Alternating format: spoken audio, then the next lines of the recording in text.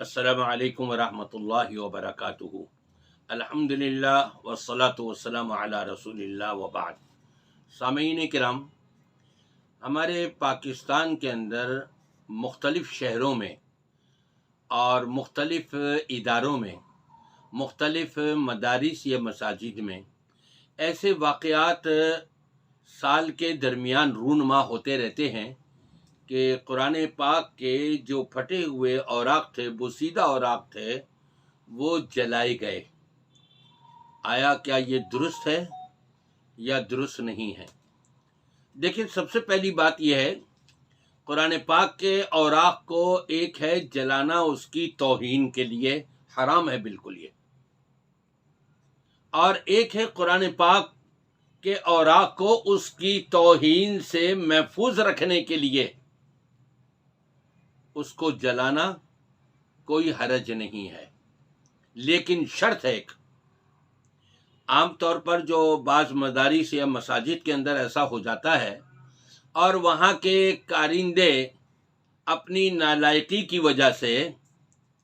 उसको ऐसे ही छोड़ देते हैं जला करके, और हवा में वो औराक उड़ते हैं, और वो फिर जब मोहल्ले में जाते हैं और किसी की नज़र पड़ती है तो वहाँ हल्ला गुल्ला शुरू हो जाता है। ज़ाहिरी बात है, मुसलमान हैं, उनके दिल में कुरान पाक की मोहब्बत है, वो अलहदा बात है कि कुरान पर वो अमल कर रहे हैं या नहीं कर रहे, लेकिन एक ज़ाहिरी उनके दिल में कुरान पाक से मोहब्बत होती है। वो इस चीज़ को देखना बर्दाश्त नहीं कर सकते कि कुरान पाक के औराक को जला दिया गया। तो इसलिए ये लाजमी है कि कुरान पाक के औराक को उसकी तौहीन से महफूज रखने के लिए अगर जलाया जा रहा है तो पहले नंबर पर वो औराक हवा में कहीं उड़ने नहीं चाहिए। दूसरे नंबर पर जब वो जल जाए तो वो सारी राख लेकर के या तो समुंदर में बहा दी जाए या कहीं ऐसी जगह ज़मीन के नीचे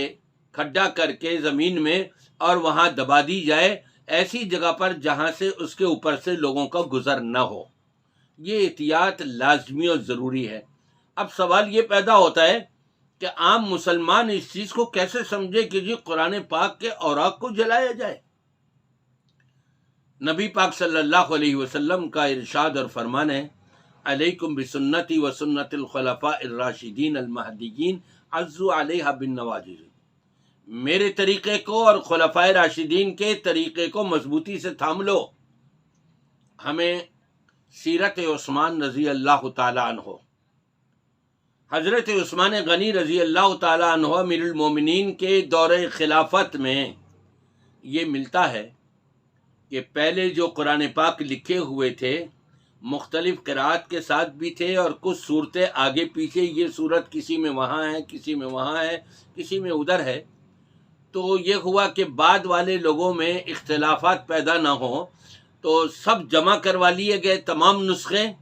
और एक नुस्खा लिखवाया गया, और उसकी बेशुमार तादाद के अंदर तमाम इस्लामी ममालिक के अंदर वही एक नुस्खा लिखा हुआ फैला दिया गया। उस फितने से बचने के लिए हज़रत उस्मान गनी रज़ी अल्लाह ताला अन्हो ने कि कहीं कुरान पाक की मुनासिबत से मुसलमानों के अंदर इख्तिलाफात पैदा ना हो जाए और कुरान पाक की तौहीन ना होने पाए। एक कहे कि नहीं ये सूरत यहाँ इस जगह पर सही है, दूसरा कहे नहीं इस जगह पर सही है, ये आयत यहाँ पर सही है, ऐसा ना होने पाए, आपस में लड़ाई झगड़े कत्ल गारत गरी ना हो। इस चीज़ से महफूज रखने के लिए हज़रत उस्मान गनी रज़ी अल्लाह ताला अन्हु ने साबिक़ा तमाम नुस्खे मुख्तलिफ़ जगहों से मंगवा कर और उसको जलाया, उन औराक को, बल्कि पूरे के पूरे मसाहिब जो भी लिखे हुए थे, जिन चीज़ों में भी लिखे हुए थे, उन सब को जला दिया। लेकिन वहाँ हवा में नहीं उड़ाया गया, ऐसा नहीं है। तो उस्मान गनी रज़ी अल्लाह ताला अन्हु का ये अमल जो है कुरान पाक की तौहीन से उसको महफूज रखने के लिए था। कुरान पाक की वजह से मुसलमानों में फितना जो खड़ा हो सकता था उससे बचाव के लिए था,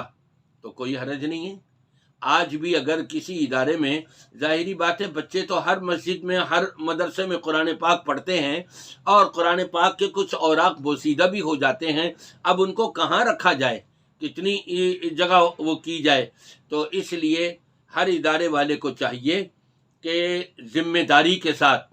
اگر قرآن پاک کے اوراق کو وہ جلا رہے ہیں تو ایک ورق بھی کہیں ہوا میں اڑنے نہ پائے، اس کی بے ادبی نہ ہونے پائے، اور جب وہ پورے جل جائیں تو اس کی راکھ کو سمیٹ کر یا تو کہیں زمین کے اس حصے میں کہ جہاں اوپر لوگ نہ چلتے ہوں وہاں گڑھا کھود کر کے دبا دیا جائے، یا پھر اس خاک کو سمندر میں بہا دی جائے تو درست ہے، جائز ہے، ورنہ قرآن پاک کو توہین کے لیے جلانا یہ گویا کہ بہت بڑا جرم ہے، اور ایسا انسان جو ہے نا وہ قابل گرفت ہے، دنیا میں بھی اور آخرت میں بھی۔